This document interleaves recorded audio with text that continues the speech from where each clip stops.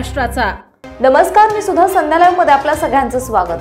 पुणे शहर पोलिसांनी वादग्रस्त माजी IAS अधिकारी पूजा खेडकर यांची आई मनोरमा खेडकर यांच्या विरुद्ध चतुःशृंगी पोलीस ठाण्यात गुन्हा नोंदवला आहे। त्यांच्यावर भारतीय न्याय संहिता कलम 221, कलम 238 आणि कलम 263 अंतर्गत गुन्हा दाखल करण्यात आला आहे। हा प्रकार नवी मुंबई येथील रोड रेज प्रकरणाशी संबंधित आहे।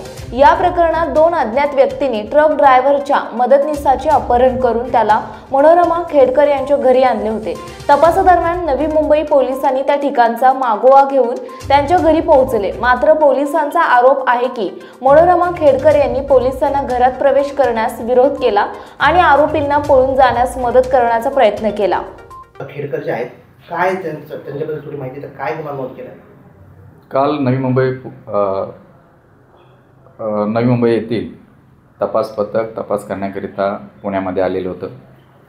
त्यांनी जो लोकेशन काढलेलं होतं ते लोकेशन चतुःशृंगी पोलीस स्टेशनच्या हद्दीत असल्यामुळे त्यांनी पोलीस स्टेशनला मदत मागितली होती। आपण त्यांना मदत दिलेली होती आणि पूर्ण टीम त्या लोकेशनवर गेली असता ते जे बंगला आहे तो मनोरमा खेडकरचा असल्याबाबत त्यांना समजलं आणि त्याबाबत त्यांनी मनोरमा खेडकरला तेथील गेट उघडण्याबाबत विनंती केली, परंतु त्यांनी त्याबाबत सहकार्य केलं नाही।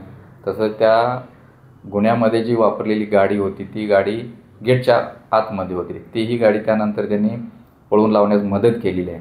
म्हणून तपास पथकाचे अधिकारी यांनी चतुःशृंगी पोलीस स्टेशनला तक्रार दिली होती। त्या तक्रारीवरून आपण BNS 221, 236 आणि 238 आणि 263 नुसार गुन्हा दाखल केलेला आहे। काल त्यांना एक नोटीस बजावली होती, त्याबद्दल काय सांगा? जी नोटीस बजावलेली आहे ती नवी मुंबई पोलिसांनी बजावलेली आहे आणि ह्यामध्ये आमची एक टीम इन्व्हेस्टिगेशन करत आहे। आतापर्यंत त्यांना अटक केली आहे का नाही, नेमकी पुढची कारवाई काय आहे? तपास चालू आहे।